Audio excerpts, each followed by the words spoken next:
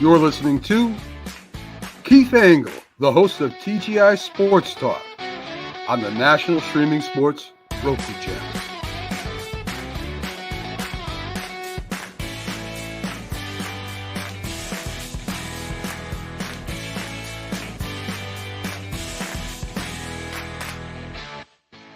Welcome, everybody. Good morning. Keith Engle here for TGI Sports Talk's Sunday Stream of Consciousness. Great to have you with us today. Dreary day here in upstate New York. I got to tell you, it's already about 75-ish, and the humidity is probably 6,000. I don't think it can go that high, but it's awful. It's rainy and sticky. Yeah. It's going to be that way for about 3 days. Yesterday, we kind of dodged the rain. We had a nice little cookout. Not really a birthday party for me, but a little cookout we had some fun. You'll see a picture of me on my personal Facebook page. My wife asked me to smile. I really thought I was beaming. Check this picture out. If I have it, I'll try to pull it up. Sometimes the phone will, as I plug my phone into charge on my computer, downloads all my photos. Maybe we'll try to pull it up later.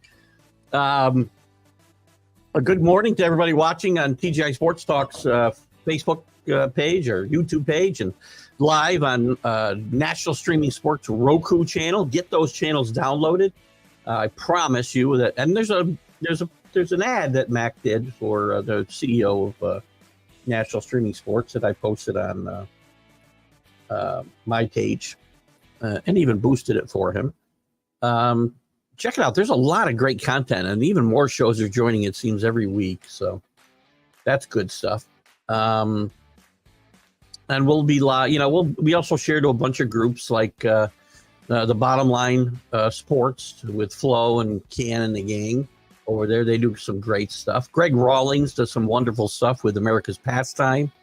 The Love for Baseball. He does some good giveaways I don't think it's on a regular schedule, and he does a podcast, all audio, probably on Apple and Spotify and whatnot. You can check him out. And you get the name of that podcast on his group. Great group, by the way. There are tons. If you're a baseball fan, there are hundreds of former Major League Baseball players and umpires that belong to this group. Greg does a great job. And then, of course, the Sports Authorities with John Gonzalez, one of our favorites. Always has been. John pops in often and contributes on the show as well, which we certainly enjoy. Quick shout out to Ralph Williams at RW Media. He does some great stuff out of Pittsburgh, including the Sports Corner with Smoke and Jim Frazier every Tuesday from 4 to 6 p.m. Eastern. Ralph often pops in and says hi at least and does a little bit of no comment here and there as well. And lastly, I guess a shout out to Larry Sorensen, a great friend of the show.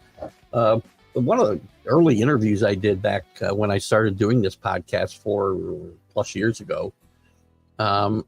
And Larry's been a contributor to the College Football Huddle every year since, and a good friend of the show. And he came on, we did our one-on-one with him, talked about his career a little bit on Friday, and also talked about Major League Baseball and all the things wrong with it, which we'll maybe dive into a little bit more today. We had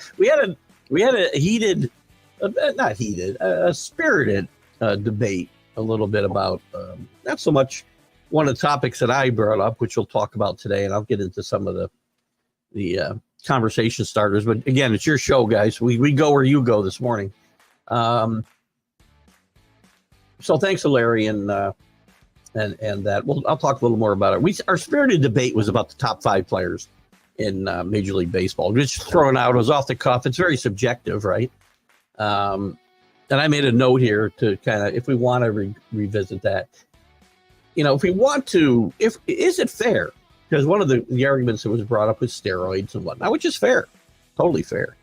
But is it wrong that I should be able to say, yeah, well, they had steroids, but there were a lot of advantages guys in the 20s and 30s and 40s and 50s had that players today don't have as far as being able to compile statistics. Anyway, we'll talk about that more. So thanks to Larry for coming on Friday.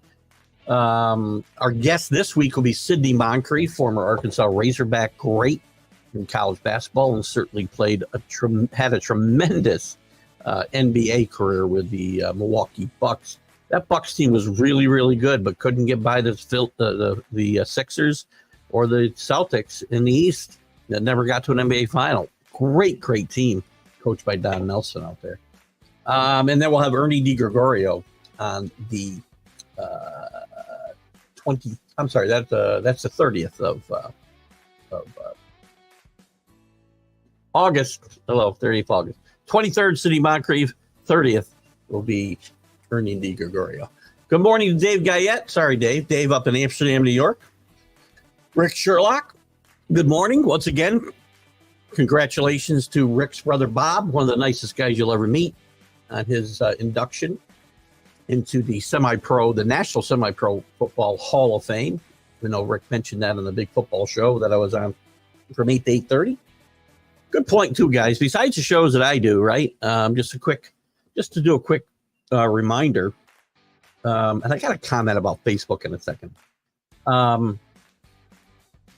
You can catch me Wednesdays on the National Streaming Sports. I don't know exactly what we call that show. The National Streaming Sports National Podcast. And also on the Mac and Jack Show Friday mornings, and also the big football show on Sunday mornings. I'm on 8 to 8:30, both Friday and Saturday. So good morning to Rick and good morning, Danny. And yeah, Danny. And Danny, I've said before, dedication. We got a lot of great followers. We just said good morning to a couple of them. And there's a lot more that'll pop in through the morning this morning. But Danny might be the most dedicated, as he's up at 5 and 5:30. God bless him. We'll continue on here. A couple of topics I wanted to bring up. Let me say this about Facebook first. Please, Facebook, with all the nonsense and crap I see on Facebook, you stop me from sharing to the groups that really want to see my content. The content you put in front of me that's crap, I've got to see. I don't have any choice. Yes, I could scroll past it, which you can do, by the way. I don't find it offensive, to be clear. I don't want to see it. But you block me from sharing to my groups who want to see the content that we see.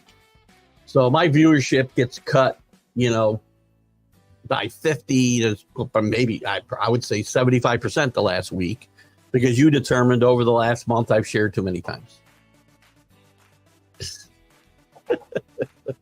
So John Gonzalez and Greg and Flo and any other great groups, we'll start mentioning more of them. There's a few that are really, really good. Ken Krause and Golf Buds. The full name of the group is not coming to me at the moment, but Ken Krause is a guy I promised to mention. I want to help him grow his group. It's a little much more smaller than the other ones, but he does some great stuff, but he's a good friend of the show. But they can't get my content.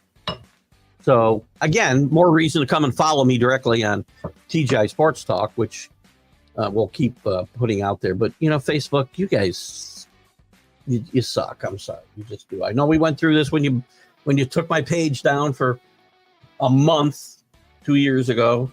I guess it was 2 years. Maybe it was 3 years ago. I don't remember when it was. But no explanation, no telling me who complained or whether it was one of your bots.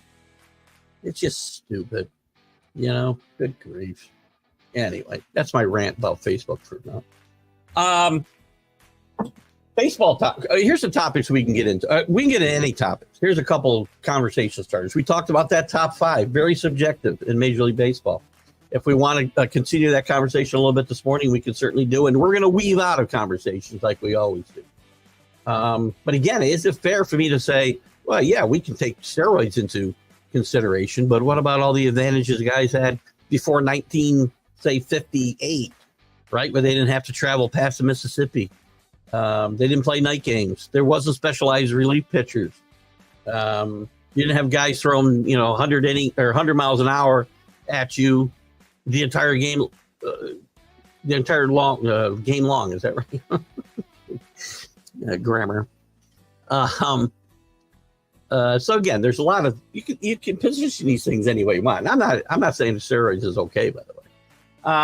We can talk about Judge. Judge gets a 300, the youngest guy ever to get there. But I'm seeing some crazy projections about how he can catch Bonds. He's 32 years old. He'll be 33 when the season starts next year. Getting to 600, I think, would be very, especially considering Judge's injury history. Getting to 600 would be quite an accomplishment for Aaron Judge in my mind. I do think he's got a shot of getting there. 550 to 600 is very realistic. But can I expect him to hit 60 home runs for the next 5 years until his contract runs out? I doubt it.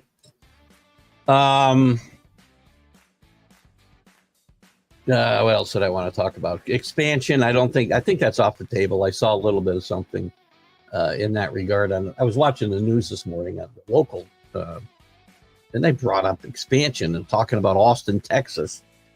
The expansion's a long ways off, and Major League Baseball shouldn't be considering it. Can you read that? DeGrom coming back. Too late. He's going to start a rehab stint.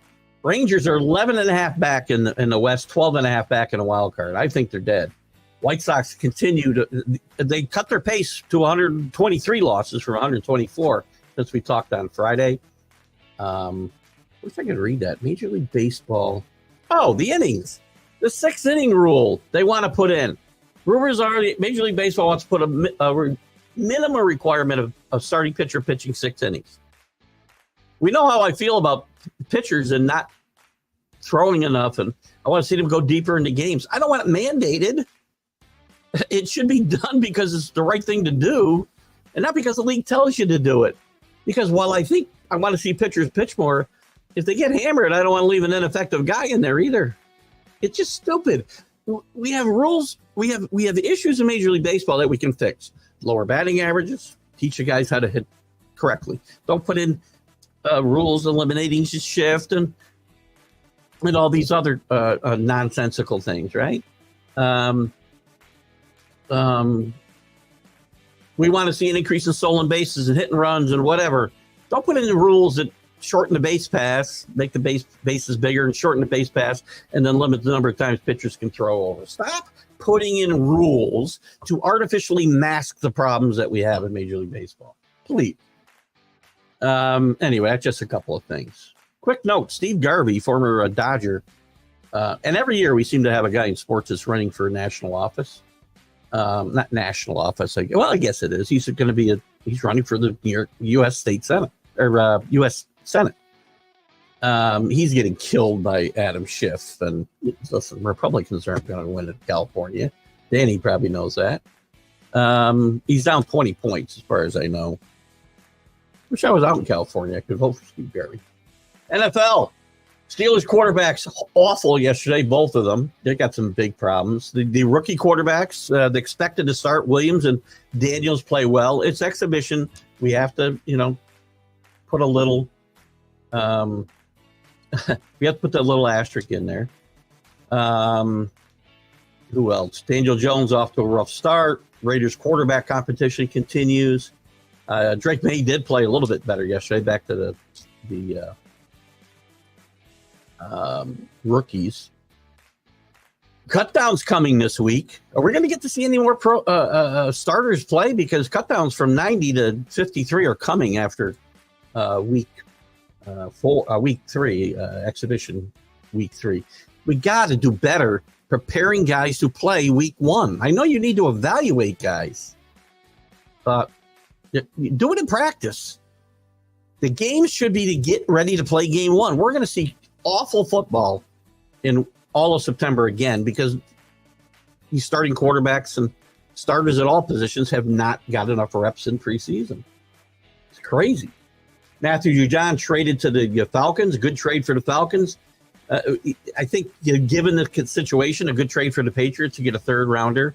I think they got another conditional pick as well. And RG3 and Sam Ponder fired by ESPN, I think for different reasons. We can talk about that. By the way, in baseball, we can certainly talk about Ohtani, the 50-50 chase, first player to get 50-50, trying to do that. On Friday, he was on a 49-47 pace. NCAA football, Ohio State has picked Will Howard, no big surprise, transfer from Kansas State to be their starting quarterback.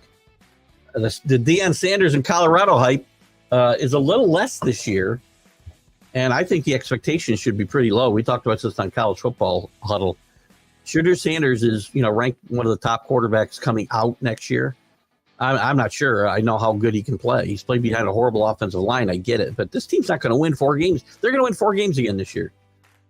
I went through the schedule, and we can do it again because I know a lot of you wouldn't have been on the college football. And then Mac brought this up to me. I didn't see it. And I'm going to get to your comments here in just a second. Just trying to prime you guys a little bit for some things that are interesting to me in the news today. We can talk about any of them or other stuff. I still don't see this. I'm going to have to dive into this topic a little bit more. Apparently, the Group of 5 conferences are talking about having their own tournament, which wouldn't include the best team in Group of 5, by the way, because they'll be in the 12-team playoff, and some other lesser teams from the SEC playing in their own tournament and naming your own champion, and nobody cares. We talked about, I know Danny mentioned, as I was saying, the midseason tournament in the NBA and how stupid that was.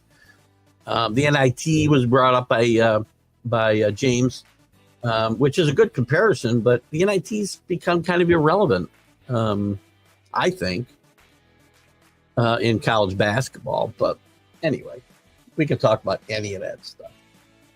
But we got Chris F. Graves with us. He said he had a couple of gems for me this morning. And good morning to Paul Spada. Good morning to Drew, I see out there. But let's see real quick. That's all I got for now to say hi to. Got 2 people up here, 2 people in. Good morning, Chris. Anyway, what do you got? Eric Bolton played a quiet 15-year career, an extreme 4th-line power forward. Chris finds these innocuous, if you will. I don't know if that's the word I want to use. Hockey players. Can you think of another 4th-liner that made captain? Jeff Odgers is the only other name I can think of. I can't come up with one name of 4th-liners that were captains on any NHL team. I off the top of my head, not a one. Maybe the assistant captain, right? But I can't think of anybody else. Any other hockey fans? And we'll throw that one maybe out to James Beringer, see what he's got. But listen, I have tasked Chris with finding us some interesting footnotes in sports in general, and he's done a great job. Good morning, Paul Spada. Who would be your first pick in a college football fantasy draft? What if you had to pick 9 out of 10? What if you had to pick 9 out of 10? Who may be available? Wow, that's a great question. I gotta believe, the quarterbacks are going to go early. Again, I would assume quarterbacks are going to go early. If I'm picking 9, Dylan Gabriel is going to be gone. Carson Beck could still be there. I would think quarterbacks will be at a premium. I would think in a college football, and then they're not always in the pros. Wide receivers, at least in the drafts that I do, wide receivers are often at a premium. I mean, yes, the Patrick Mahomes of the world, guys who are going to run for touchdowns are important. To kind of put some teams, and I may come up with some names as we go forward here. And it's a great question, and maybe what I'll do, Paul, is I'll make a note of it. Please pop in. I hope you can pop in Wednesday night, and I'll do a little bit more research. But that's a great question, and it's hard, right? Because again, you'd have to think what the how the league would be set up, what the scoring would be. But my guess would be dual threat quarterbacks are going to be great. If we're just talking about great quarterbacks, I mean, I would think I would take a great quarterback. Like if a guy like Cam Rising is available at 9, and he might be. I love Cam Rising. He's coming off sitting out an entire season with injury at Utah, which is why Utah is a bit of a sleeper for the playoff. Cam Rising's a guy I can think of, might still be there at 9.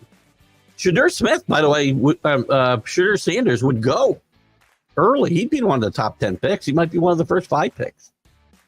He might be the first pick. He's going to put up great numbers, even behind a trashy offensive line. Great question.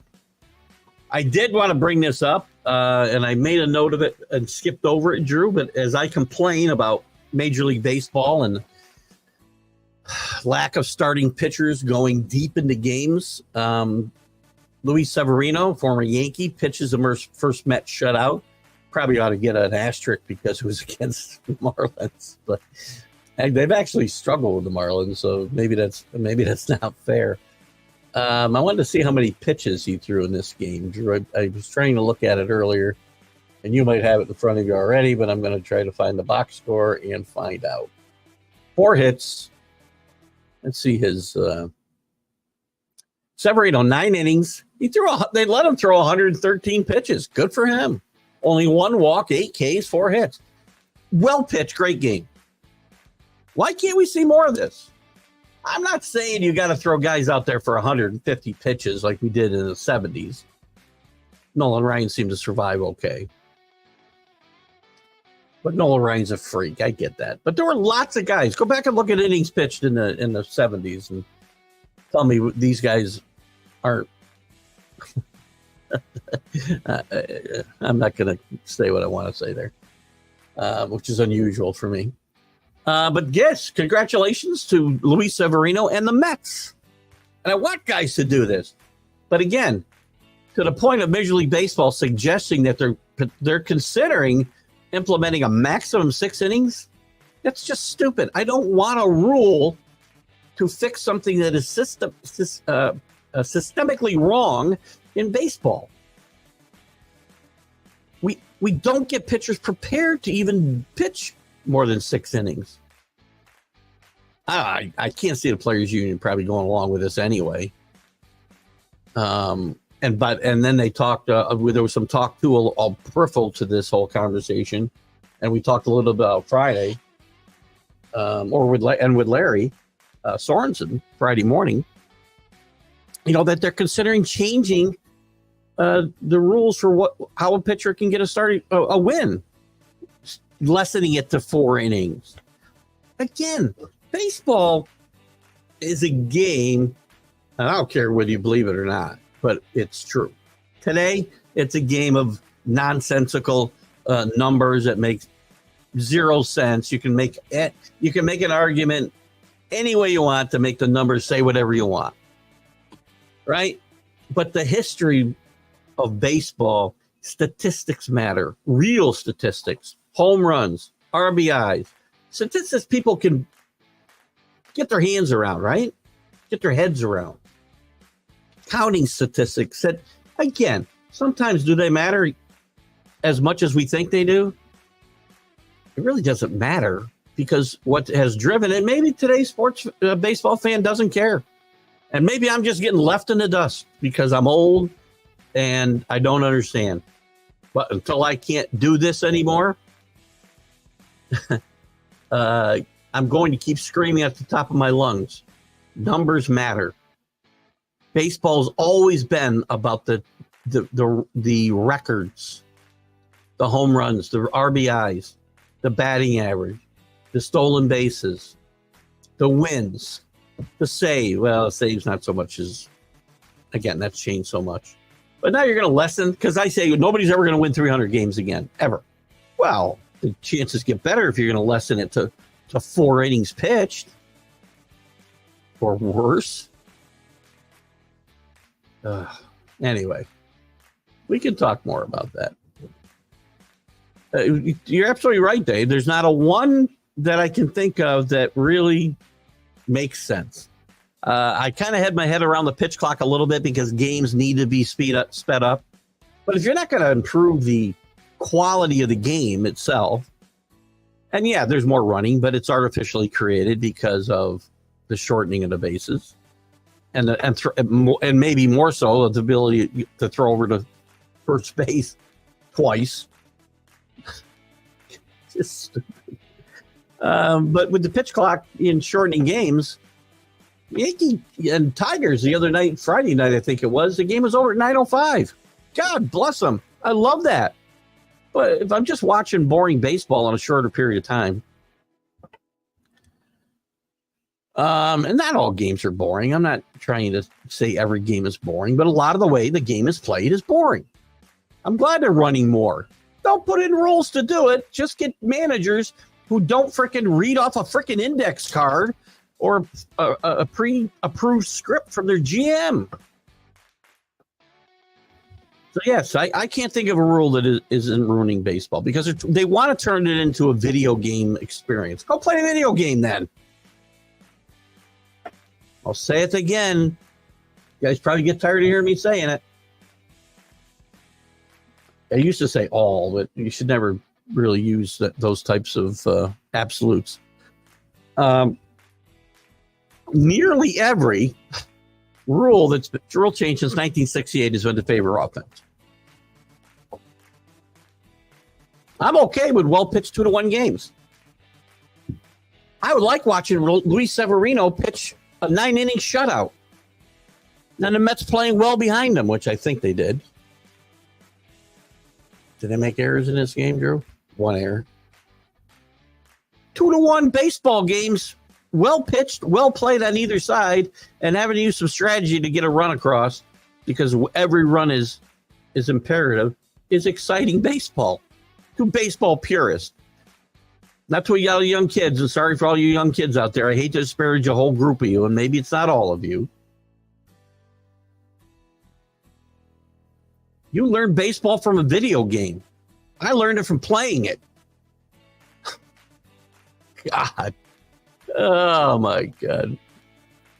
Danny, 6 innings is a joke. The actual talk is if a pitcher gets to 80 pitches or gives up 4 runs, he can be replaced. Regardless, the actual, again, yes, I know that there's some stipulations in there. You don't have to leave in 6 innings. The point of bringing this up at all is absurd. Baseball knows there's a problem that starting pitchers need to pitch longer. The approach is not to put a rule in. The approach is to get teams to go back to the way the game was played when it was exciting and strategic and not just home runs, base on balls, and strikeouts. Oh, yeah, we do have stolen bases now because we put a silly rule in to artificially inflate that number as well. So, yeah, that's the thing. And it puts me in a weird situation because, yeah, I sit here and scream week after week about pitchers not pitching deep into games. That's that stat I gave you the other day after Snell pitched his no-hitter, and he'd only gotten 5 outs from the 7th inning on in his career. That might have been after the 7th inning. So I apologize. It's still absurd either way. 9-year career, he'd gotten 5 outs from this after the 7th inning. I read it as 7th inning on, so I'm not sure I'm correct in that. Either way, it's absurd. So I know it's weird. I'm making that argument, and then I'm against this. But I don't want rules to fix what should happen organically. Just stop, right? Danny, amazing how Californians continue to vote demo, and it's almost amazing how bad it's as. Don't get me going. I'll tell you a funny story. It is bad here, Danny. The amount of money they've taken out of my pocket in 40 years is ridiculous. But I'll tell you a funny story. On my birthday, my stepdaughter called me to wish me a happy birthday. It was calling me. I didn't know that. I saw a call from New York State at 8 o'clock in the morning, and I don't answer calls from New York State unless they're calling to tell me, here's all your money back. Please move to Florida. Please move to South Carolina, Tennessee, someplace where they're not going to, someplace where they're not going to encourage people to come in to get abortions and I need to pay for it. Sorry, I just had to throw that little scheme. We're not getting into a big political discussion, but I thought it was funny. Anyway, I ignored the call. And then I get a call 2 seconds later from her number. And she sings me happy birthday at the end. So she goes, happy birthday to the person who just ignored my call. I won't answer calls. I'm sorry. I don't answer any calls I don't recognize the number. If your contact isn't in my phone, I don't answer your call. And New York State, you can call me forever. I will never answer your call. Now, if Lee Zeldin were the governor or something, I thought he was calling me, I would, but that's not going to happen. There's not going to be one person in New York State government that I'm going to want to talk to. Vikings fired Ponder's. I should have fired Ponder's husband. I don't know what's going on at ESPN. I thought RG3 didn't do a bad job. I don't know. I mean, Sam Ponder, I know Sage Steele, who I think got fired by ESPN last year, says that Ponder was a cancer behind the scenes. I don't know whether that's true or not. But I would say she's probably a better broadcaster than her husband was a quarterback. Kristen Ponder, if you don't know, former, I believe, Florida State Seminole, and later Viking, and I don't know where else. He played somewhere else, too. Good point. J.J. McCarthy out for the year. Sam Darnold, Nick Mullins. Some talk about them bringing in, who did I hear? Maybe Drew knows this. There was some talk. Who did they? Gosh. And there'll be some quarterbacks available after the cutdowns, Rick, but I don't know if it's anybody that I could have sworn there was somebody, and I know in one of the groups I got no. Oh, Matt Corral they signed. That's not going to help, by the way. But there was another. Yeah, I guess I'm not going to get it because maybe it was a BS situation. Yep, don't know who it was now. But this is going to be a long season. If you guys think, unless Sam Darnold somehow becomes Geno Smith from 2 years ago, it's going to be a long season for the Vikings. Sorry. JJ, and I think this would have been a good year for JJ to play and get his feet under him. And you might have seen a Mac Jones rookie year type season out of him, which, by the way, was very good. And then the coaches kind of screwed him up, which probably won't happen in Minnesota. You got a great quarterback coach, a great offensive minded head coach who will not, who at least so far doesn't have ego issues. Danny, Chris Fgrave, and Paul Spada, a couple of legends. Guys have certainly joined been great additions to our regular peanut gallery for sure. Quarterback, they would score the most points, I'm sure. Again, I think a guy like Cam Rising would be a guy I would hope would be there at 9 and I could get, because I'm not getting Dylan Gabriel, right? I guess I could get Carson Beck, but while he's going to win, I don't know that he's going to put up the video game numbers that a Dylan Gabriel is going to put up at Oregon, right? Cam Rising should have put up some really good numbers at Utah. There's some other guys too. Will Howard may have a exceptional statistical year at Ohio State. And that's the thing too when we're talking Paul. And it's hard because again, I spend my time here talking about quarterbacks or any players, right? And how they how valuable they are to their team. And it's not always about the numbers they put up. When we're talking about fantasy football or baseball, it's only numbers that we care about. And so I got to get my head around because my mind goes, who can best help teams win? Well, I don't care. It doesn't matter to me if their team goes 0-10 or 0-12, I should say, in college per se, as long as their numbers are good. And I'd probably having a quarterback whose team was always behind would be great. Hyun Jin Ryu, I'm sure I said that all wrong. Hyun Jin Ryu, pitching healthy in Korea. He should be. He's making 1.8 billion yen.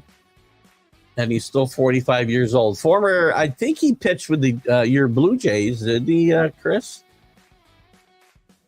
What is 4 point?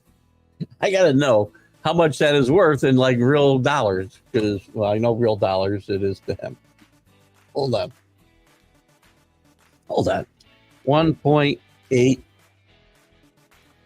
billion yen. Am I going to find out it's like $40,000? $12 million. God bless him. So teacher, I think he's a lefty, right? That sounds wrong. I think he's a lefty, correct? Again, I say teach your kids to be lefties. They can go pitch in Korea and make $12 million a year. I would think that, yeah, all of the first picks and however many teams there are should be a dual quarterback. And there's plenty of them in college. It's not like the pros where you got Lamar Jackson, and maybe a couple other guys that are going to be dual threats. But I wouldn't take them number one, maybe even with a first round pick in an NFL fantasy draft, which the TGI Sports Talk draft is September 3rd at whatever time. I think we're done now, Anthony, changing the date. If you played last year and haven't confirmed, I haven't seen anybody confirm with me. Few of you have. I think Anthony's confirmed, I would think, with his questions. I don't know that the 12 or 14, whatever we had in there last year, are all in. And I'm not sure how we get them out, CA, which I don't think CA is with us yet, unless he's got a comment here later. So I don't know. Make sure you confirm with me or CA, I guess, that you're in. Absolutely want a dual threat. And I think wide receivers I'm waiting on because there's tons of good ones. Right? Is my music still playing? God, I don't know how you can hear it. I don't hear it at all. That's funny. It is up just like one tick. Thank you, Drew. I appreciate that heads up.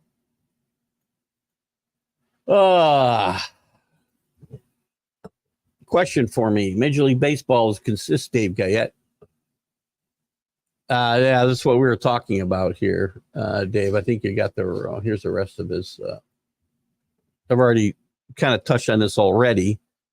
I'm sure I'll be talking about this a lot in the coming weeks here on this show and on the Major League Baseball update. But that is the rule. That is what they're talking about doing. So actually, Major League Baseball makes a rule that the pitcher only pitch 6 innings. That's not what they're talking about. Oh, you're talking. Maybe you're talking about something different. Because the rule isn't maxing the pitcher out at 6 innings. He can go 9 innings, but the rule is saying that he needs to pitch a minimum of 6 innings, unless certain things happen, as Danny pointed out. There could be other things as well. Give up so many runs, give up so many hits, throw so many pitches, whatever. So if they make a rule, they can pitch only 6 innings. The pitcher has a perfect game. In the 6th inning, then the pitcher does not get a perfect game. Well, if that was going to be the rule, that'd be correct. They do not. Because as we know, back during the COVID 2020 season, I think it was 2020. It could have been 2021. I went ballistic when Madison, I think it was 2020. Madison Baumgartner, they had put in a rule for doubleheaders were all going to be 7 innings. Because, nobody could throw 9 innings during COVID. That was just ridiculous. Yeah, I don't.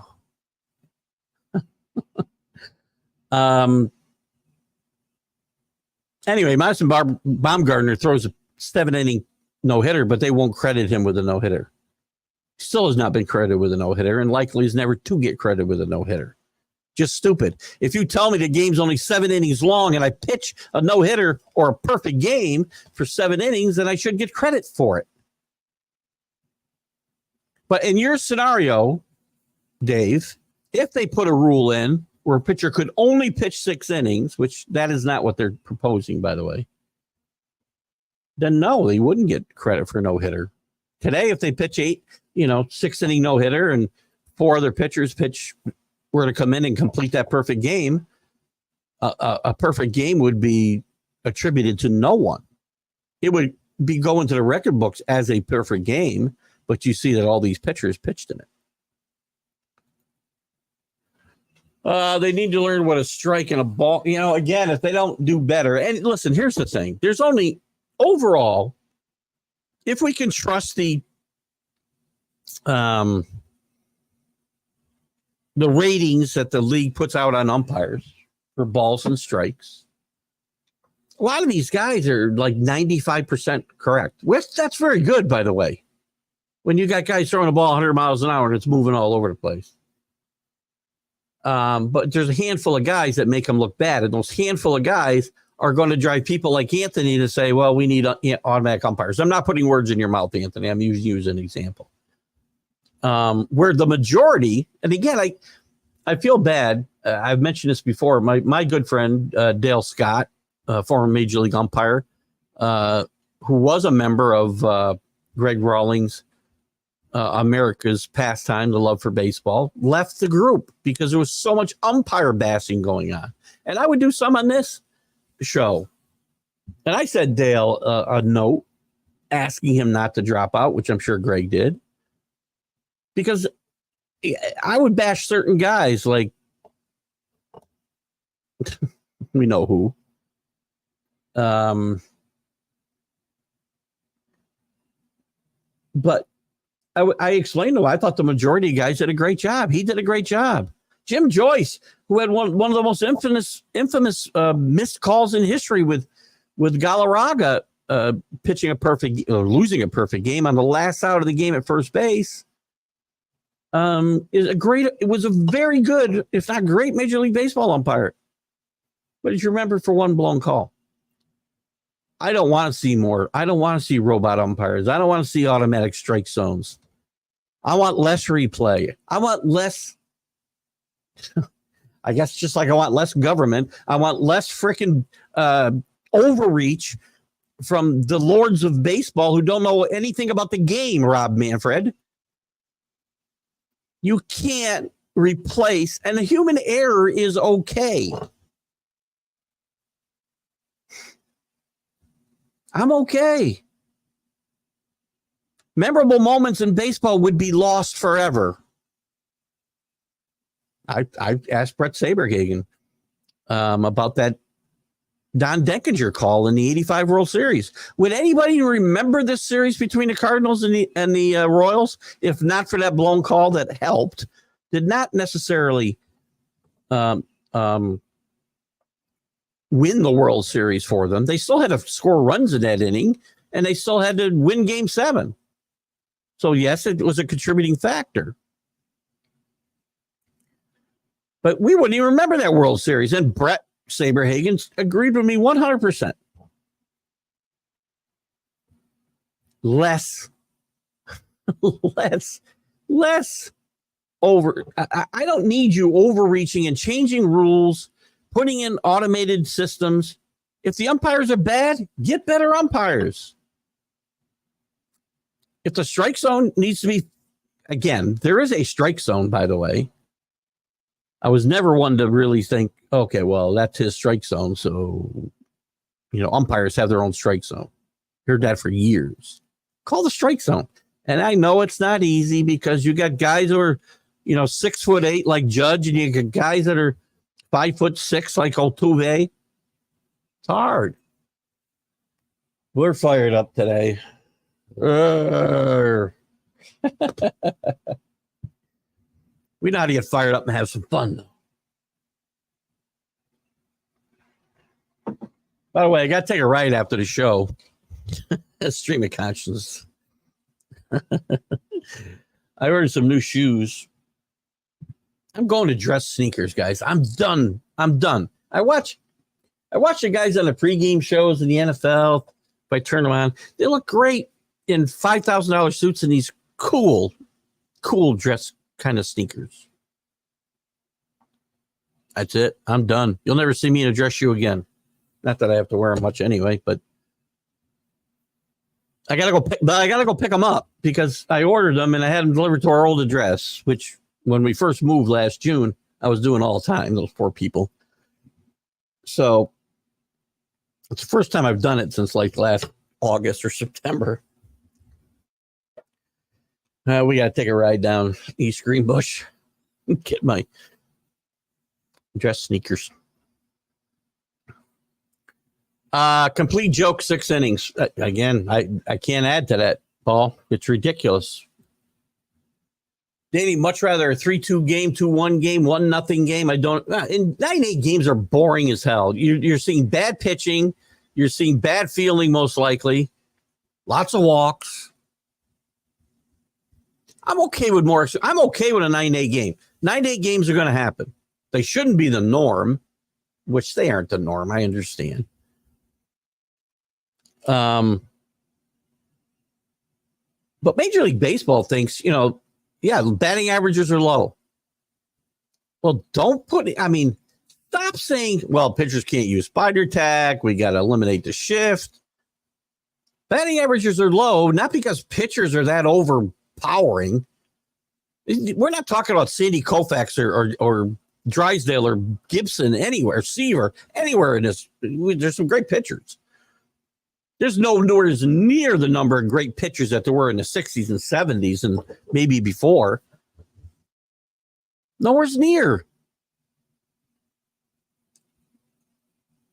So stop legislating because batting averages are low that we need to help the hitters. How about helping them by coaching them how to hit? There's a novel idea. And by the way, and then if they play good fundamental baseball, these 3-2, 2-1, 1-0 games Danny talks about are very exciting for people who enjoy baseball. If you're a fantasy baseball player and just want to see the guys on your team hit home runs and again, fantasy sports, and I play them. Fantasy sports have hurt real sports a lot. I know people think they help them. And maybe they do. They bring a fan in that maybe wouldn't. But the people I have played with through the years, most of them are diehard baseball fans. But you don't watch the games the same way. I don't care. I'll be very upfront. And if anybody, Drew or Greg or, I'm not in this league. I was in the same league for 37 years. With the same guys, basically. 11 to 12 guys the same way. I would tell all of them, I have never changed the way I watch the game. Never. I've never rooted against my team because I wanted a guy to hit a home run so I could win in fantasy. I could give two craps about fantasy, whether it's a free league or leagues where I paid $350 to get in it and the prize money was about $5,000. I didn't care. I want my team to win. I will never watch a baseball game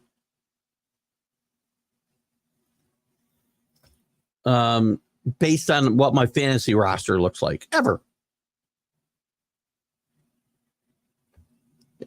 Fantasy players can tell me, well, that's stupid. Why are you doing it?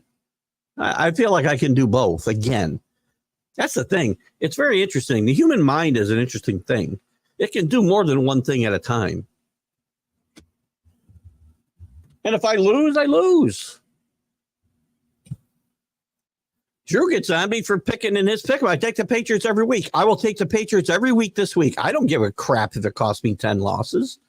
And if you don't understand that, I'll never convince. I don't think I'll ever, again, not to pick on you, Drew, but I'll never convince Drew why I do this. Never. I'll never root against my team. Never. Not for any reason will I root against my team. Not because I want to win a pool.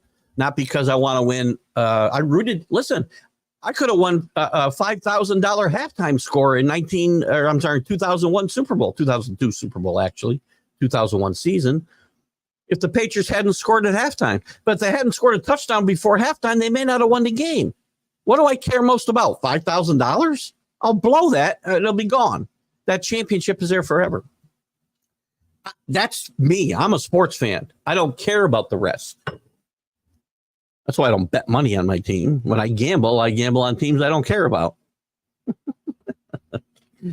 That's just me. If I lose this pool because I take the Patriots every week, I don't care. And again, it wouldn't matter to me whether it's cost me money or it's free. I don't care. But I'm playing just for bragging rights. That's me. And by the way, fan is short for fanatic. And any fan who roots ever against his team, I don't care if he thinks they should tank to get a better draft choice, is not a real fan in my mind. Oh, you could be a fan of the game and do what you want. I don't care.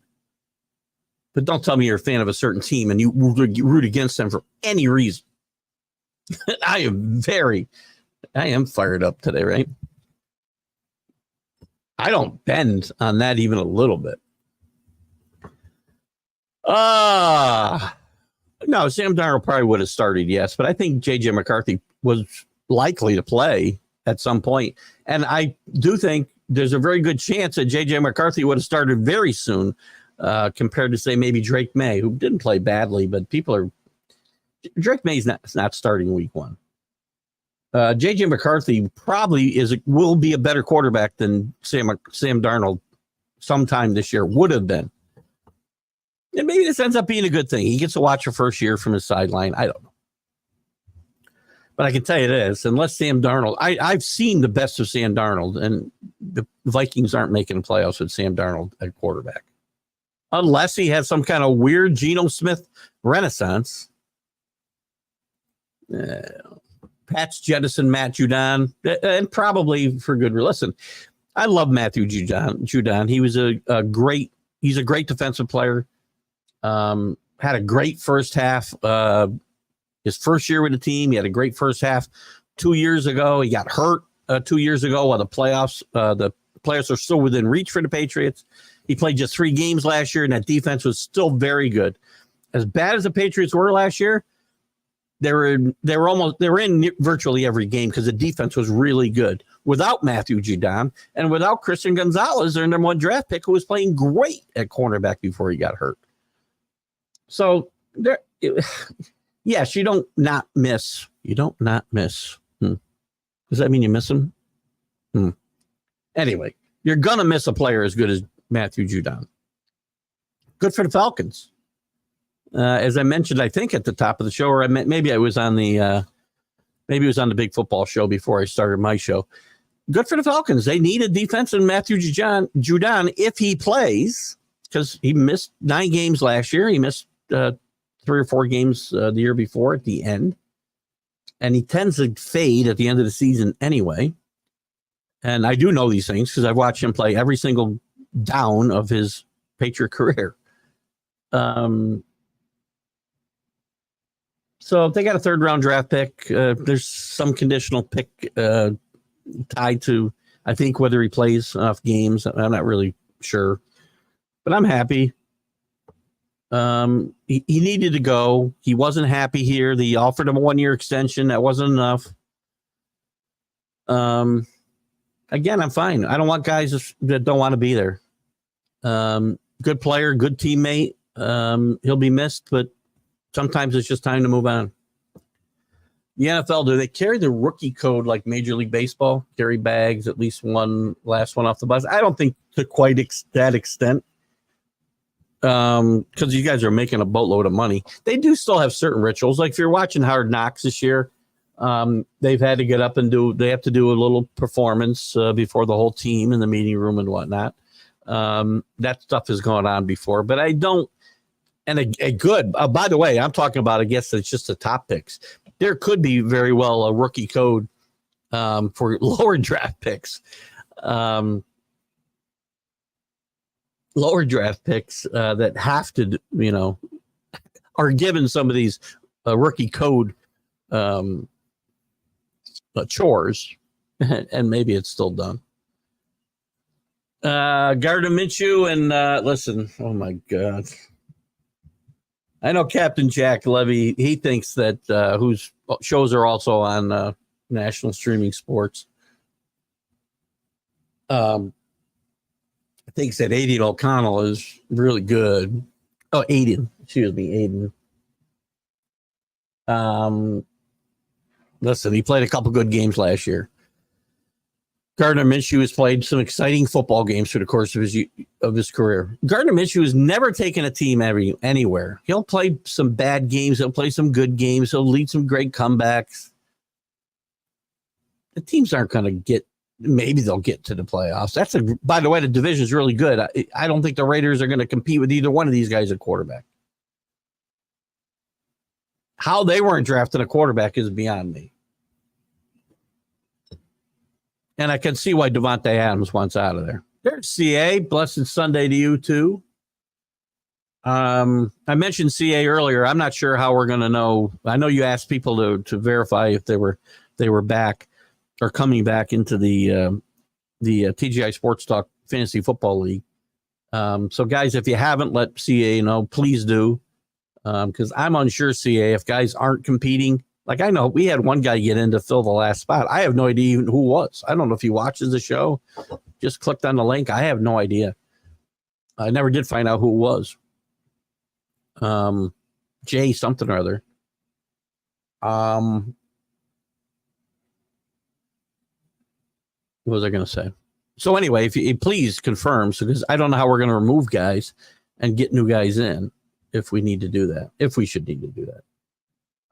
And for those of you who are interested in pick 'em, I know Kenny, I don't think Kenny's been with us. Hope Kenny's doing okay. Maybe he's been traveling. I haven't seen Kenny in any of the shows this week, so hopefully he's doing okay. Kenny was asking me to send him to pick 'em. I hadn't set it up yet. I've still been debating how I want to do it. I was considering, he wanted me to do two, one picking with the points and one without. I'm not doing that. I think I'm either going to do just straight pick a winner, or I may do it with confidence points. I'm not sure. Confidence points can be complicated. Maybe guys don't want to do that, but I haven't gotten much feedback except from Kenny. So Paul likes the Hit Fest games. Again, that's fine. Everybody likes what they like. I mean, I don't think. And I'm okay with a well played Hit Fest game. A 9-8 game is fine. It shouldn't be. I shouldn't be seeing, 15 runs scored, in more games than less. And we probably aren't based on, based on some of the statistics we see. Drews points out during the Major League Baseball update some of the low batting averages and low on base percentages, and I talk about that. But teams don't. You get these 9-8 games. There's not a lot of fundamental baseball being played in these games. Listen, a 2-1 game can be boring if it's not played well. But baseball, I just it's never going back to where it was. I'm foolish to think any of the sports that I love, whether it's baseball, football, college football, are ever going to be what they were when I was growing up. Don't have to convince me why you always pick the Pats. I have no problem understanding why. I just like to give you a hard time. That's fair. That's fair.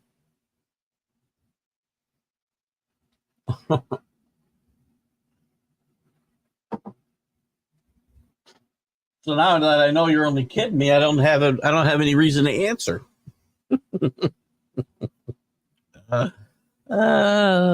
Vikings coach made for how many games? I'm not sure. I mean, again, you're a fan, so you should be optimistic and look for reasons why this isn't going to be a lost season for the Vikings. I've seen too much of Sam Darnold, and I know Dobbs was not certainly a all-pro quarterback. But what were their record with Dobbs last year, Rick? What was his name? Josh Dobbs? I don't remember. Dobbs. QB record. Were they winning those games? That's what's important. Joshua Dobbs, he's 8-13 in his career. Let's see what he did. Let's see what he did specifically with the Vikings. He won. How the hell do I tell whether they won or not? What's this record? Okay, so he won. He's 3-2. 3-2. If I go the entire season, what is that? 9-8.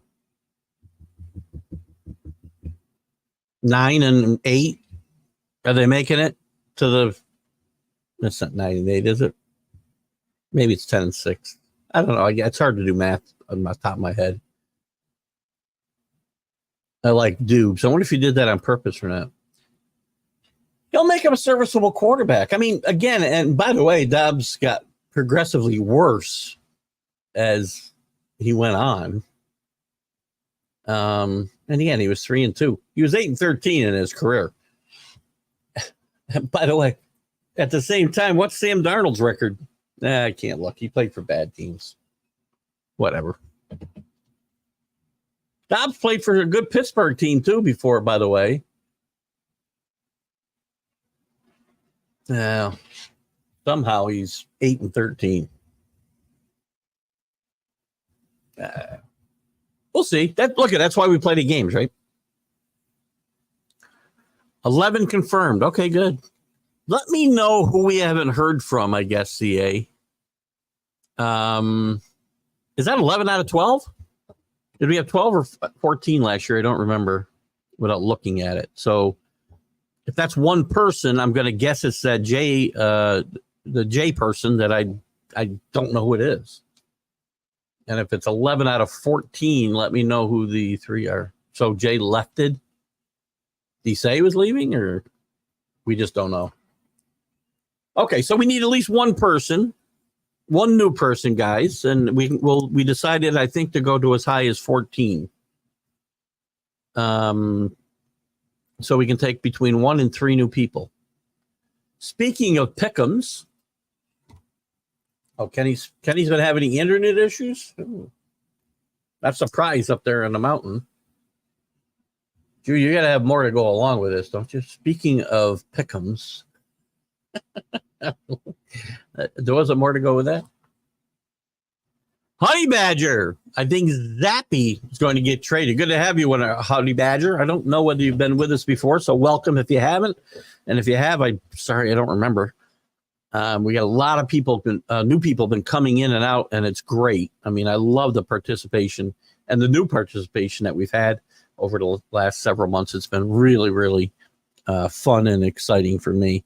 Zappy's going to get traded or released. I think there's very little doubt about that. He's the 4th string quarterback right now. Joe Milton's outplayed everybody in camp, but there's very little doubt in my mind that Jacoby Brissett will start week 1.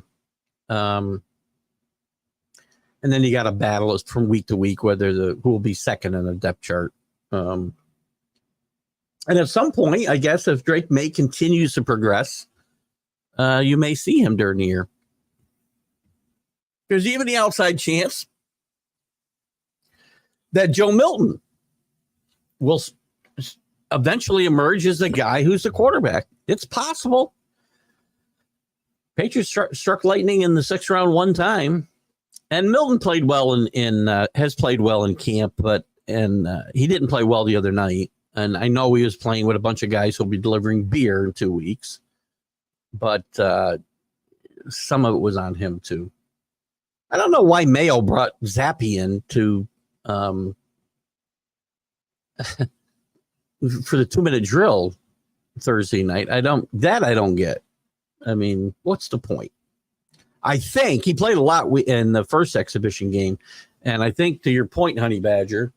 And are you a Patriot fan, by the way, or a different fan? I don't. Oh, I see an Oriole there. Can I assume you're a Raven fan? I think they may be showcasing Zappy to maybe listen. If they trade him, what are they going to get? A 7th round draft pick?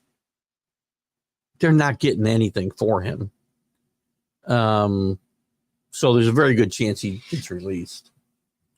They could re-sign him for the practice squad. Remember, they cut Zappy in training camp last year and re-signed him after nobody claimed him. So who wants him is the question.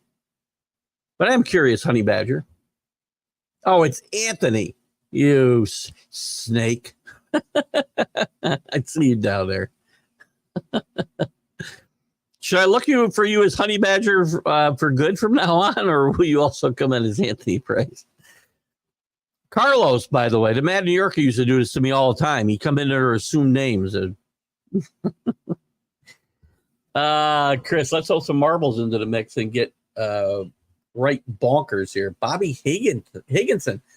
Bobby Higginson had a couple of productive major league seasons. I don't remember him as being particularly well-rounded ball player, but he had some pop. 54 years old though, man. That seems old for him. But then I got to remember I'm 64. So if I'm watching these guys when I was, 34, they were he was 24, right? So see how I did that math? Bing, bing, bing, bing, bing. Sharp as a tack this morning. Good point, Drew. Dobbs could use his legs and he could improvise a bit, right? So how much? I think a lot of that, and again, I'm not trying to say that maybe. Listen, I think O'Connell's a great coach. O'Connell's a great coach. I've said that many, many times. He learned a lot in the Patriots system about playing quarterback without ever playing quarterback because he played behind one of the best of all time. And he coached under some really good head coaches before he took this job. I like him a lot. I like what he can do. I like what he got out of Kirk Cousins.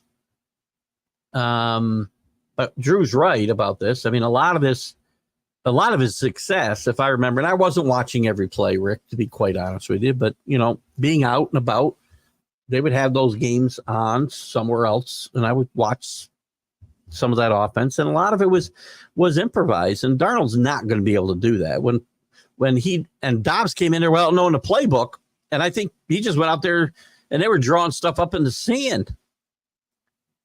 So, listen, your head coach is a really, really good coach. I give you that 100%. I'm not belittling him. Oh, my God. We had a fun little party yesterday, by the way, and I ate and drank way too much. I wish I could find that picture to show you guys. I think I can find it on my phone. If I show this to you. Hold on. Let's see if it'll come up or not. Can you see this picture? It's not going to come because of the light. The light's going to make it really bad, right? I can't quite get. I'm going to try to find it on my. Oh, you can see. Does that not look like a guy having fun? I can't show. It's too much light. Oh my God. Let me see if it came up on my. So anyway, Darnold's not going to be nearly as mobile and be able to kind of, when plays break down, Sam Darnold breaks down. It's that simple. Now, if they can devise let me see if this, crap. Let's see. Hold on. Nah, didn't get on my phone. Let me just try this. Nah. All right. Anyway, you probably got a little idea of how my face looked in that picture. So yes, I agree, Drew, 100%. But I'm really not taking anything away from the head coach. I like him a lot. And if they win, if this team does win, and the thing is, here's the thing, Rick. Everybody in that division has gotten better. Green Bay, we know what they did last year. If Jordan Love continues to progress, they're going to be better. Jacobs coming in there, if he can, a change of scenery helps him, they're going to be really good. We know what the Lions can do. They're better on defense. They're going to be tough. And I'm going to tell you right now, I know it's exhibition season. The Bears have got a lot of energy and a lot of excitement around that team. There are some really good weapons. Caleb Williams only has to be good, not great. Roma Dunez is going to be a game changer. They've got Keenan Allen, still one of the best wide receivers in football when he's healthy. Their defense is good. If you probably haven't. I mean, a lot. You got to pay for hard HBO, and I don't know why I'm still paying $16.99 a month, but I am, because there's a lot of good stuff I watch on Max. But Hard Knocks, you can't help but be impressed with this Bears team when you watch them practice and you watch the enthusiasm in camp and you watch what these young kids have brought to this roster. And they played well in the exhibition season so far. Again, their exhibition season, and they could get off to an 0-6 start. Bears will be better than last year. And they finished on a 6-game winning streak, don't forget. I think they get to 8-9. I think they finished that. I'm not positive. Maybe it was 7-10. But don't discount that Bears. It's going to be a tough division, I think, Rick, and that's one of the reasons I think it'll be very tough. Now, if they can figure this out and compete, it's going to be because you've got such a good head coach. So Anthony did just change his name. You still need, I didn't do yours yet. Oh, there's your, you know why? Because I tried to do it on my phone. I'll get in there. Don't worry, Drew. I'll be in. Don't worry. I got to go in and set up the ones for TGI Sports Talk, and that's when I'll do yours. I promise you. Every time I sit down to do it, I get distracted. I have become one of the world's great procrastinators. Really have. So I will. I promise you. You can keep me. Don't worry. I'm going to be in it. You don't need to worry. After seeing some of these preseason games, I know the starting quarterbacks don't have good backups. That's a good point, right? And there's been a long while that the depth at the quarterback position is not that good, Anthony. I mean, who is your backup to Jackson? Hundley? I don't know who it was last year. I think it was. I don't know who it's going to be this year. There's a big drop off in most places. There's a few decent backups in the league, and Minshew is a good backup. Not going to be a good starter. But we've said this forever. Again, one of the reasons I said Kaepernick, if he could play, would be in the league is the fact that there's so many bad quarterbacks on rosters in the NFL. So, Paul likes Dobbs. He's probably not even going to be on a roster. Where is he? Can I tell where he is this year? Played 4 seasons, 4 teams, going to the Cardinals. I don't know that he's in a camp. Let me look for news from Joshua Dobbs. News. That's from last year. Josh Dobbs. I don't know if he's in a camp. He's with the 49ers. He signed in April with the 49ers.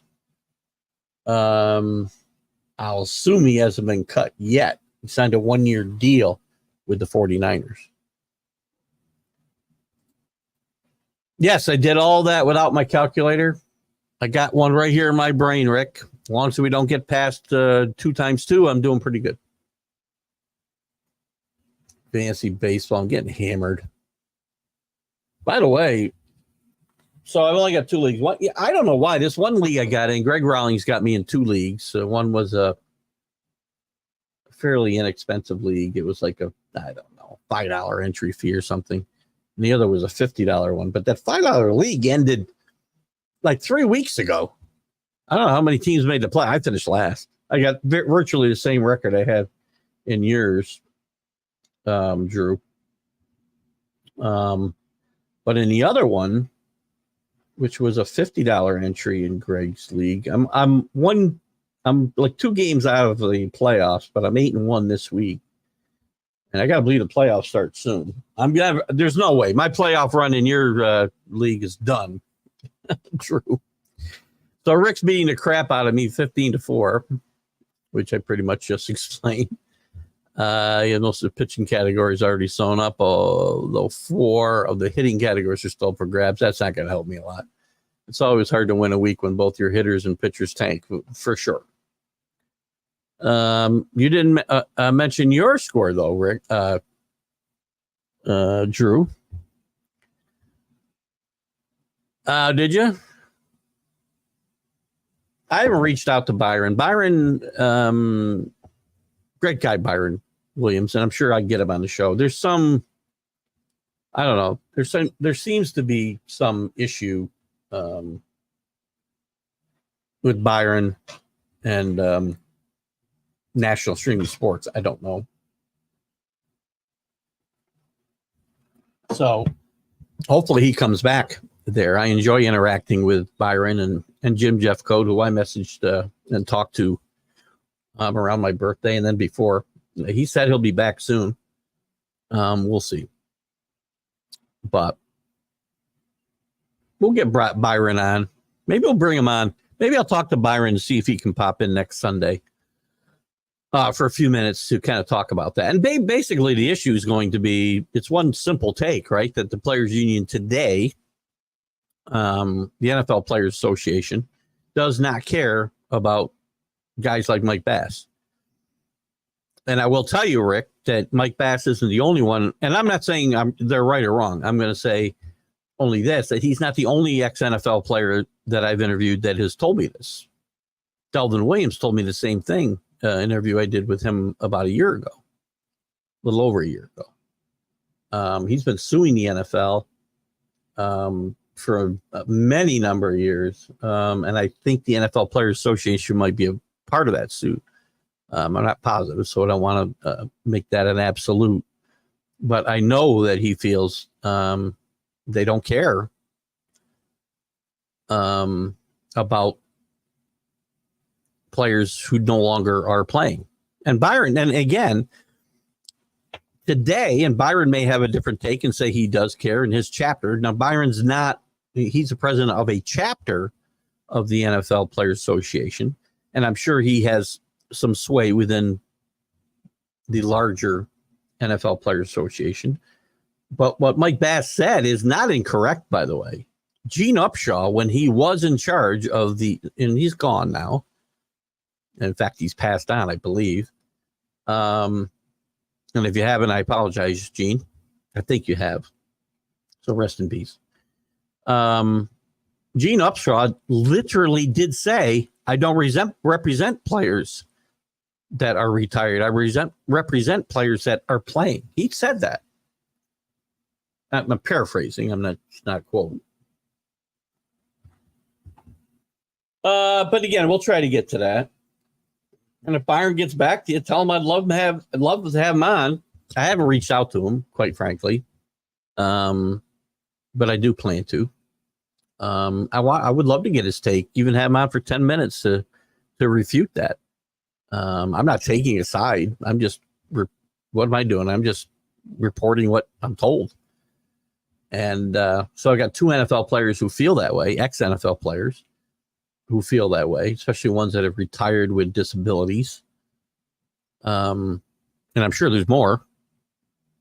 And we know what Gene Upshaw said. Now, that was quite a few years ago that Gene Upshaw made that quote. So I'd love to get that feedback.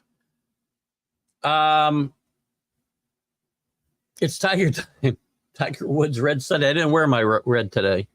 Not golf related at all. Stanford quarterbacks Ashton Daniels and Justin Lamson love it. They love what? Sunday. Sunday red. They both. Well, they ought to love it. They're wearing red a lot at Stanford. I had my red on yesterday, so I didn't put red on today. So it was Radder Day. Redder Day yesterday for me. Oh, God. Rick's talking about Kaepernick. I knew if I brought Kaepernick's name in the conversation, this would come up. Harbaugh didn't necessarily change his mind, Rick. He did say, you're not bringing in a new coach now. You're about ready to start the season, right? Very few teams are going to bring in coaches, especially to work with quarterbacks at this point in the season. He did not rule out that he could have Kaepernick on his staff next year. In fact, that last thing he said was, I believe Kaepernick will not be on the staff before next year. So I don't care if he's on the staff. What's the big deal if he's on the staff or not? I don't. If listen, just because he can't play, and again, my stance on Kaepernick has not changed. The only reason he never got back in the NFL is because he can't play. I will never change that attitude. And I'm not going to sit here and again, it kind of belies my some of my the people on my side of the political aisle. I don't care I don't care. I'm not going to stop somebody from getting a job if they can do it well. If he's getting a job just because he's getting a job, I don't go for that. But maybe he's got something to offer. And just because he can't play doesn't mean he won't be a good coach. I mean, believe me, more bad players or mediocre players have been good coaches than great players. I can tell you that for a fact. So, Josh Johnson. Well, there you go. Josh Johnson now Jackson's a backup. Perfectly illustrates the point Anthony made, and I backed up. A lot of the backups in this league are atrocious. Atrocious. And Josh Johnson fits that bill. I'm sorry, Josh Johnson fans, but that's true. I'm sure that partly prompted Anthony's comment. Drew's losing 7-12 against the number 5 manager. Apparently, my hitters are taking batting instructions from mine. You don't want to do that. I don't know. I continue to think I have a good team, and I have, half of it goes out and underperforms every freaking week. Oh my God. I thought that was a Bobby Hamilton wishes me a happy birthday. I think that's the Bobby Hamilton was finally a by the way, everybody out there who wished me a happy birthday, thank you so much. Whether you're family, friends, Facebook friends, whatever it might be, it's greatly appreciated. I was overwhelmed with with the response I got. I don't think this is the Bobby Hamilton that played with the Patriots, so we'd love to get him on. We'd love to get any ex-Patriots on the one-on-one show. Keep those comments coming, guys. We got 37 minutes. We're going to start trying to get this down to 10:30. We did a great job last week. 1 hour, 59 minutes, and 57 seconds. I was able to reshare the show on Roku at midnight and a couple times during the week. Midnight that night and a couple other times during the week on Roku. So, who shares a birthday with me? Upshot died in 2008. Well, there you go. So these comments had to be pretty old. So again, the Players Association may feel differently. It doesn't sound like Mike thought so. It didn't sound like Delvin Williams thought so when I talked to him last year. But again, these comments from Gene Upshaw had to be obviously at least 16 years old, if not more. Yeah, I thought Upshaw had passed quite a while ago. Who shares a birthday with me? Let me know. Cap can run the HR department for the Bulls.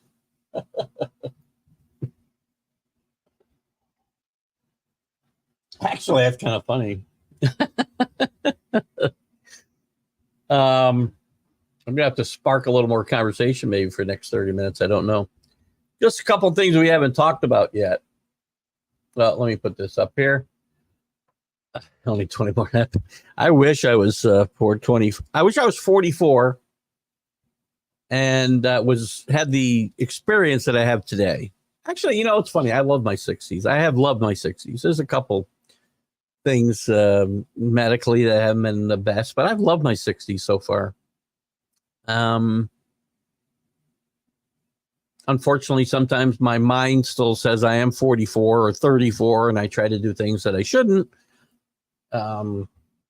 Spend too much time up on ladders, I can tell you that. My wife really gets mad at me, but it is what it is. A couple other topics, guys. And listen, you're so free to bring up whatever you want to bring up. I know Danny had mentioned he doesn't think Ohtani can get 50-50. As of Friday, he was on a 49-47 pace. I'd love to talk about Judge. And where do you think Aaron Judge, again, he hit his 300th homer, fastest man in games played ever to 300. Faster than Barry Bonds. Faster than Babe Ruth. Faster than Aaron. But I can tell you every one of them was younger than 32 years old. Soon to be 33 before or shortly after the season starts next year, I believe. Judge will be 33, if I'm not mistaken. He'd have to average to get to just, let's just say his contract runs, I think, 7 more years. Take him to 40. If he averaged 50 home runs, well, that's 650 home runs. The chances are not good that Aaron Judge is going to average 50 home runs the next 7 years. First of all, that's an astonishing number to average over any period of time for anybody, much less a guy in his mid-30s and then late 30s. Aaron Judge has had injury issues at different times. None of this is to begrudge Aaron Judge. He's a great player. He will be a Hall of Fame player because he will be over 500 home runs.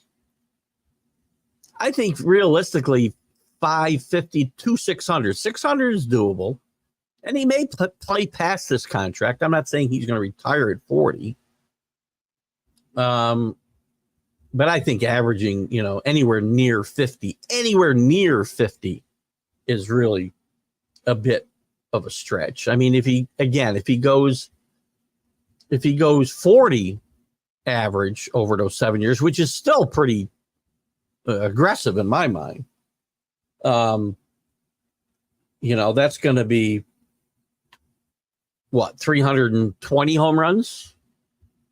No, is that right? No, that's not right. 40 home runs times 7, 280 home runs. Look at that. See how I did that? 580. Now he might keep playing past 40. There's no way he's getting to 700. Drew mentioned DeGrom coming back. I think it's too late for the Rangers. We haven't seen Allen in a bit. But I think the Rangers are done. I don't think DeGrom coming back, Scherzer coming back, Evan Carter plays up to his potential when he comes back, or if all these guys, again, remember, they've had a lot of down seasons. For some reason, Adolis Garcia decided to change his entire swing this year. Can't wait to get Jeff Fry on, former Major League Baseball player, because if you check out his post, every day he's ripping the way these guys are learning how we play the game, by the way, and some of the hitting instructions these guys are getting. He changed his entire swing, and he hasn't been good. So if Young comes back, everybody could come back and perform to their expected level of production. Are they overcoming an 11.5 game deficit in the West, or a 12.5 game deficit in the wild card with less than 40 games to play? I can't see it.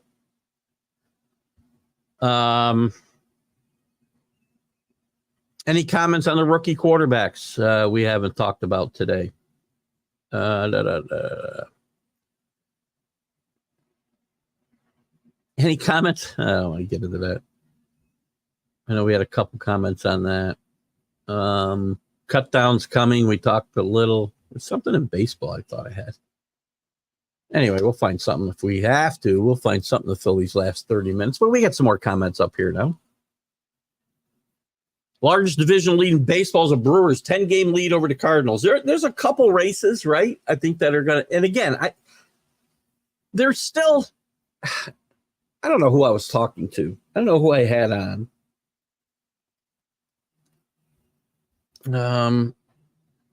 That there wasn't an emphasis on really caring about winning the division. Probably one of the Mac and Jack shows. You should, because the wild card round is not easy for that team that's got to go play 3 games on the road. I'd want to win a division. You're going to have an exciting race in the American League East. You're going to have an exciting race in the American League West. You'll probably have an exciting race in the Central. Probably the National League West is going to be exciting now. Only a 2-game lead for the Dodgers.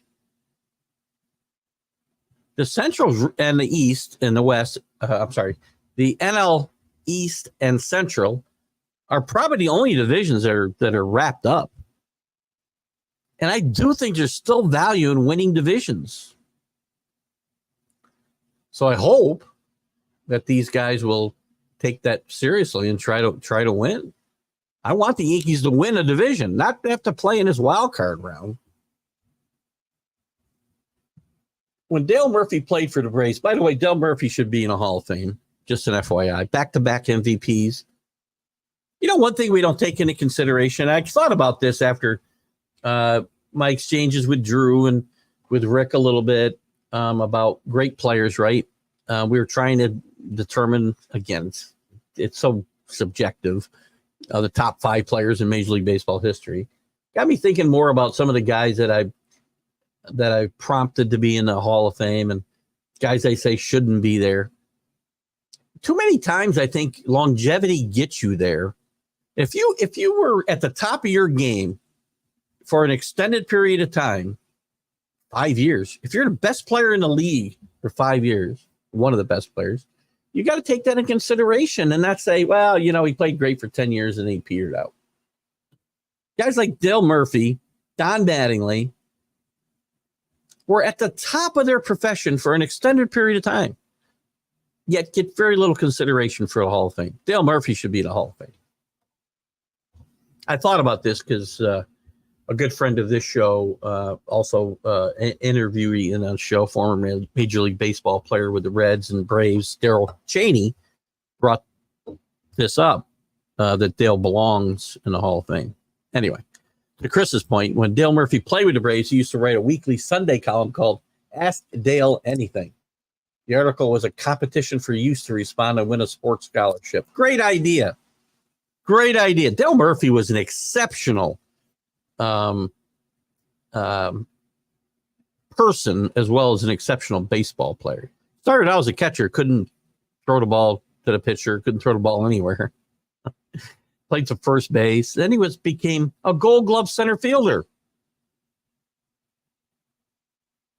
Dale Murphy needs some serious consideration from the Veterans Committee or whatever we call them these days about being in the Hall of Fame.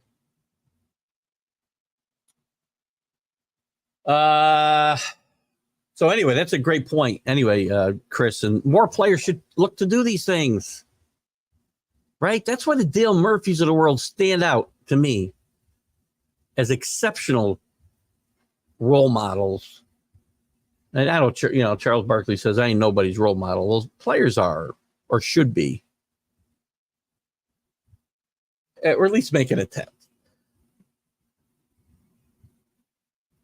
Mariners losing 5 in a row. The Rangers 3 in a row and 2-8 and the last 10 are fading badly just as the Astros launch into space. Can't wait to see what happens when the injured. Listen, this Astros team, I said early on, Drew, and I'm sure you remember during the Major League Baseball update shows and this show back in April, May, when the Astros were doing horrendous, that the Mariners and Rangers need to put them out of their misery now and put some great distance between them and the Astros. And they never did it. And the result is the Astros are a really good, well-run organization. They've got a great next man up mentality, which has kept them alive, not just alive, but rejuvenated their season. But that's with some not great years either by some key players and key injuries. Kyle Tucker out for a while, pitching injuries everywhere. But this is a team that knows how to win. They know it's a long season. They don't panic, and they will be a tough out in the postseason for sure. Your much maligned A's. have caught the Angels to avoid last in the AL West. Give it time. I feel really bad for Ron Washington, who's really a great baseball man. Did some really good things with the Rangers in the early 2000s, and but for Kevin Freese would have won a World Series. I think his name was Kevin Freese, right? Is it Kevin? I could have it wrong. Drew will fix me. And Ron Washington's a really good baseball man. Potentially had some issues, but overcame them. And people want them on they wanted him to be on their staffs. He's really knows his stuff. Was on Tony La Russa's staffs in Washington, and he recently returned to Atlanta and was just warmly embraced by all the players and Schnitker. Some rumors about him leaving, by the way. Schnitker, maybe Washington should have stayed a while. He might have got that job. But I feel really bad for Ron Washington and being stuck with the type of team and organization that he's stuck with. The A's are another team that just don't seem to want to get any better. I mean, they did hold on to make some of their top better players I use that term lightly, at the trade deadline. Remember, they're going to Sacramento for at least 3 years, if not 4 years, if not longer. They haven't even got the funding secured for the stadium in LA. They could be playing here for half a decade in Sacramento, in a minor league stadium, which befits this team, by the way. And I have berated the A's for a long time, to Drew's point, and they have been my team with the loss record watch more often than not in the last couple of years, or since I started these shows. But now they got the White Sox, who I think are, I shouldn't say guaranteed. You go on a 5-game winning streak, and all of a sudden you're not on a pace to lose 121 games anymore. But right now it's 123. They did shave one game off of that since we last talked about this on Friday. 38 games to go. How many losses do they have right now? Let's talk about that for 1 second. I love this. It's only 27 more losses in 38 games. That's 11-27. That's a much better record than they have now. Till now. As bad as it is. By 38. That's a 289 winning percentage. That's adding 40 points, 45 points to their winning percentage now. Well within reach for sure. And the A's, again, what's going to happen when they go to I don't know. Maybe they'll be better. They're playing a smaller ballpark. Maybe some excitement will be there. There'll be people that actually want to root for them.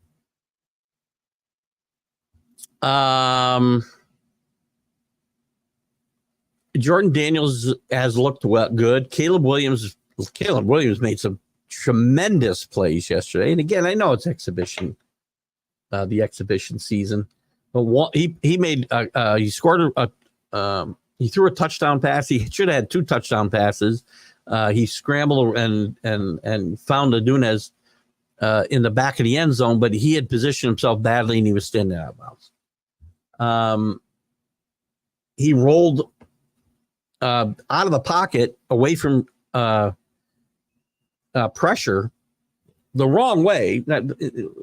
I shouldn't say the wrong way. To his left rather than his right. It's harder to throw going to your left than it is your right when you're righty, obviously. And he makes a throw that was tremendous, 43 yards down the field. So Williams and Daniels are playing well. Again, they're playing more. They both play. Williams played a half. I think Daniels played a half yesterday. You'll probably see them play a bit more this week. At least come out after the halftime and maybe play a series or two. And then you probably won't see them in the last game. I would play these guys all as many downs as I could. These rookie quarterbacks, especially, I would get them as many snaps in the preseason as I could. I don't care that injuries happened. J.J. McCarthy got hurt. J.J. McCarthy could have gone through the preseason unscathed, won the starting job, and been out in 2 series in the first game. Injuries are going to happen or they're not going to happen. You can't protect them. Nobody's got a crystal ball saying the guy's going to get hurt today and not tomorrow. Play these guys so they are ready to play. I don't want to see bad football. And you're ready. You're going to see lots of bad football in September, by the way. You got quarterbacks who aren't going to play at all. They haven't played at all yet, and they're not going to play the entire preseason. Rodgers isn't going to play at all. But yes, both Daniels and Williams have played much better for the team formerly known as the Redskins. I'm not sure what that name is that Drew put up there. Kidding. And that's for you, Anthony. You might have a quarterback. Just not happy with your choice of a coach. I'd have been much happier if you picked a guy with offensive experience that would help this quarterback in his growth. That's what I think they should have done. But that's okay. I mean, you may make a Super Bowl and blow a 28-3 lead with 5 minutes left in the third quarter. Bobby Witt has somehow managed to get even better as the season winds on. 351 to Judge's 332. Judge is still, if I'm not mistaken, Drew, alive for the. I mean, I know 19 points is a lot in batting average with 37 to go, but you go into a 1 for 20 and you're going to lose at least 20 points off your batting average, right? So Judge is still alive for the Triple Crown here. He leads in RBIs, a pretty healthy lead of 11. His home runs, I think he's got a pretty hefty lead in home runs by 8 over Santander. So Judge still alive. 19 is a lot to make up in batting average, but still possible, and a possible Triple Crown campaign possible for Judge. He's going to win the MVP unless he gets hurt or Soto goes on a tear. The only way I see this possibly happening where Soto wins is if they flip-flop in the order and Judge keeps walking in front of Soto and Soto just keeps having 3-run home run games. Soto's been great. We knew he's going to hit, though, right? I'm not sure whether they're going to sign him or not. I am curious, Drew, specifically to you, your thought. Judges, again, let me just double check my math here. I believe 32 years old. Yes, he'll be 33 shortly after the season starts next year. What is a realistic number for home run? I say 550 to 600 is 600 is in reach. It depending on injury. But, people who think he's getting to 650, passing A-Rod. The New York Post even had an article about how here's the path to beating Bonds. He's not coming close. That's 460 more home runs. There's no way that's happening.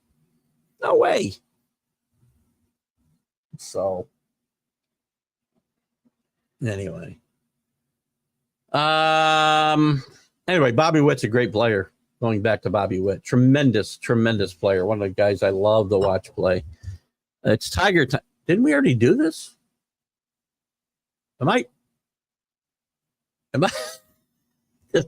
So, did you repost that? Or am I losing my mind? No, that's not true.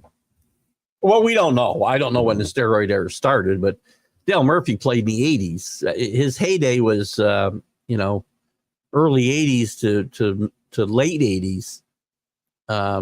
Dale played well before the steroid era, at least the one we recognize, which didn't start till the mid to late 90s.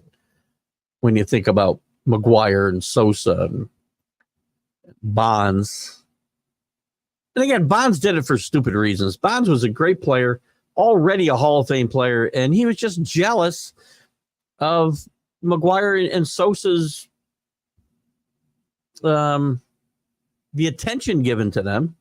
So he said, fine, I'll do it too.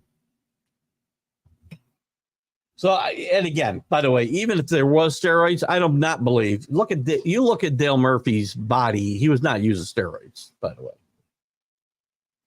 I mean, put Dale Murphy next to Sammy Sosa and McGuire and Bonds during their steroid years, and you tell me Dale ever used steroids. I don't know if you're saying that. But it's not the steroid stigma that's kept Dale Murphy out of the Hall of Fame. People who don't understand the games kept him out here. Space City, I'm not sure where we are there, but I'm with you. 14 minutes left in the show. Now we got a lot of comments, so we got to get through here. Several notable writers who have played baseball. Miguel Bautista. I remember Bautista playing. The late Dan Quisenberry, great player. We got a lot of great comments or conversation about Quiz.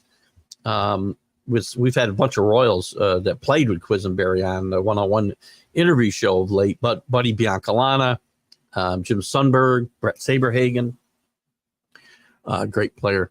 Right now, I cannot think of more. If you're talking about who were writers during their careers, like Murphy, you mentioned, a lot of players have been writers. One thing I'll talk to you about, Tim Green, who's suffering with ALS now, great player at Syracuse, played in the NFL with the Falcons. He became a pretty prolific writer, writing fiction. But most of them were interesting stories surrounding the NFL, gambling in the NFL, steroids, and professional football. They were fiction.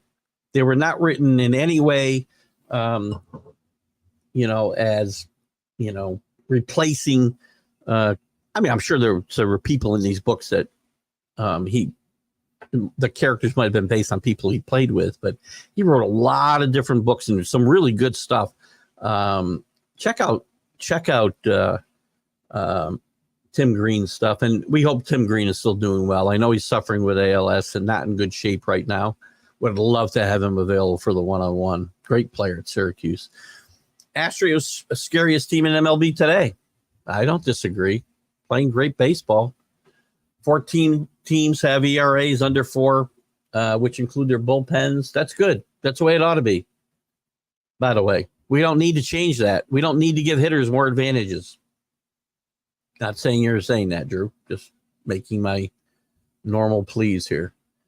And that's without the banging of trash cans. See, I'm not going to get excited about that, Danny. I know you as a Dodger fan probably are.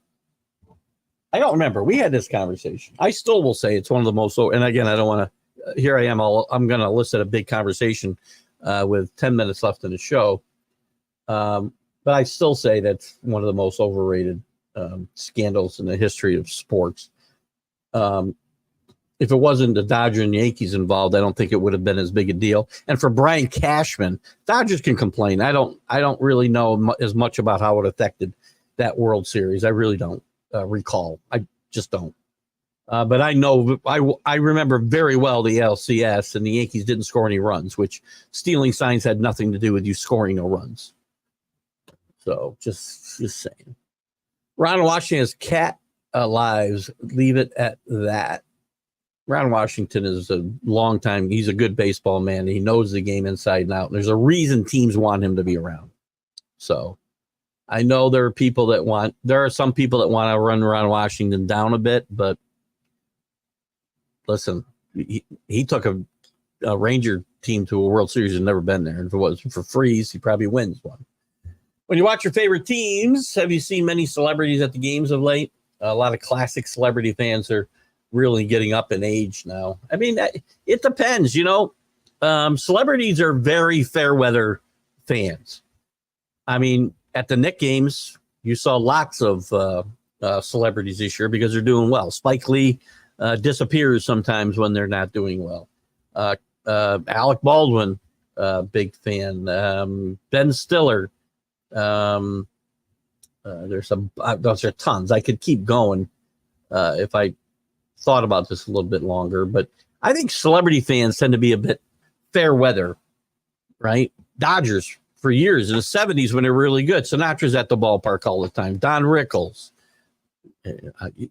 Younger guys may not know who I'm talking about, but I think most of my followers will.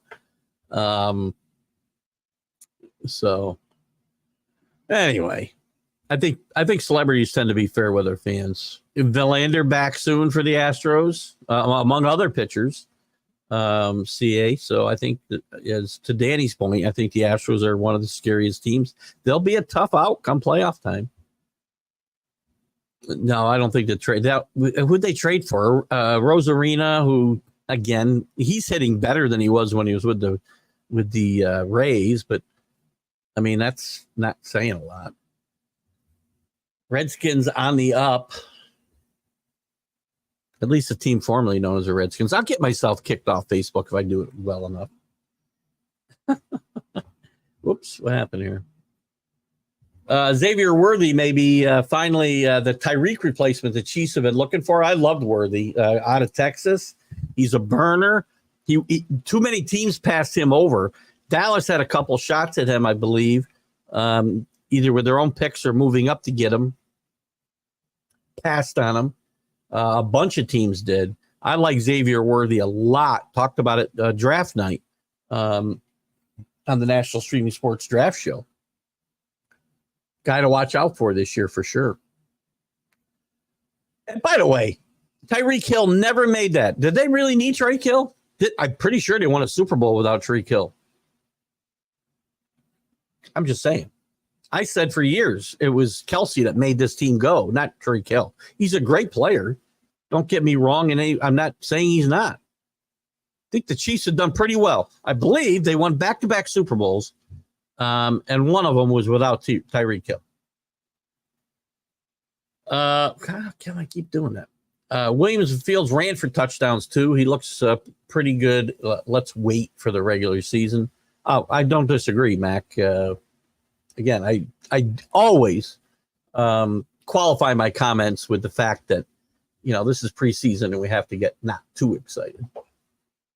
Don't give me, AC's in here now. So AC, we're going to be wrapping it up here in 6.5 minutes. Well, 7 minutes. Because I want to get this under 2 hours. We got to start getting under 2 hours. And so I can reshare the show and come football season, I got to be out of here. Fields and Wilson, neither one of them looked great yesterday. The Steelers have got a big problem. And as we wrap up, what's Keith up to today? Sunday food, and what are you watching today? Probably watch the Yankees a bit. I might watch a little of the preseason football tonight. Cowboys and somebody are playing later. There's 2 games tonight. They're both at 8. We'll watch a little bit of that. Probably watch a little bit of golf. I got to run down and get my shoes. I got delivered to my old address, and we're going to stop to Junior's for a little lunch this afternoon. So that covers all those bases. Broncos don't look as if they're proving over last year's debacle. Listen, I think Bo Nix is the guy. I know it's a place where Mac and I disagree. He thinks Caleb Williams is going to be a bust. I think Bo Nix will be a bust. Just saying. Steroids was irrelevant in the 60s and 70s. No, just not as public or as prevalent. It wasn't as prevalent either.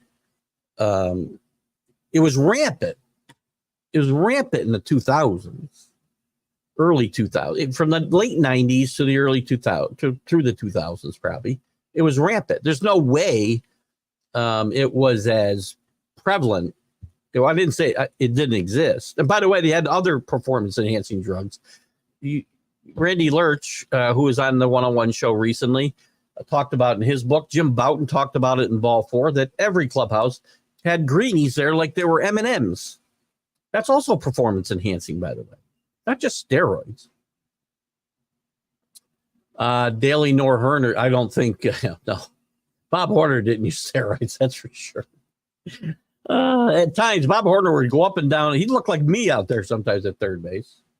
Other than like the performance. Sorry I missed most of the show. No problem, AC. Just can't seem to wake up on the weekends. That's no problem. We're glad to have you for even the last 5 minutes of this show. We got actually under 5 minutes now.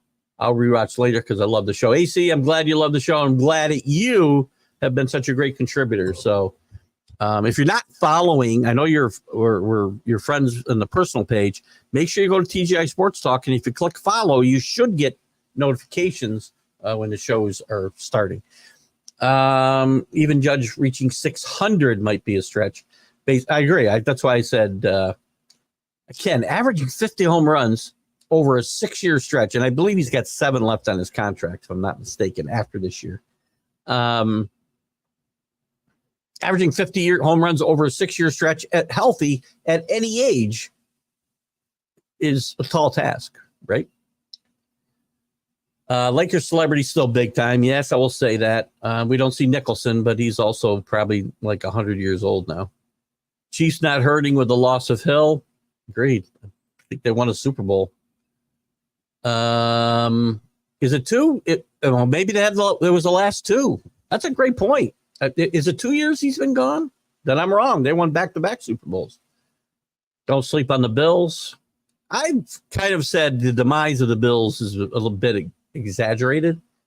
But the Bills still got this big hump to get over, and it's called the Kansas City Chiefs. AC, I hope you're correct, but on paper, not looking great.